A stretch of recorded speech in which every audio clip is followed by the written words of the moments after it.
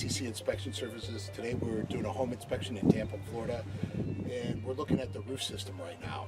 The roof system consists of a shingle roof and a metal roof behind me. This shingle roof it's at the end of its life. I think even with some repairs, it can last about 3 years. It's a simple gable roof system. It just has a couple of shingles that need to be repaired. Towards the end of its life, for sure, probably about a 15-year-old roof. They can last up to 20 years, this type of shingle. That metal roof is, I mean, that could be 30, 40 years old, the metal roof.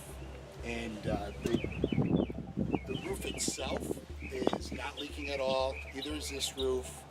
But that roof, maintaining it, putting some sealer on it, it can last 50 plus years. This roof, there's not much you can do to it. It's going to need to be replaced within the next few years. Some of the things we look at when we do inspections. Dave Menacom, SEC Inspection Services.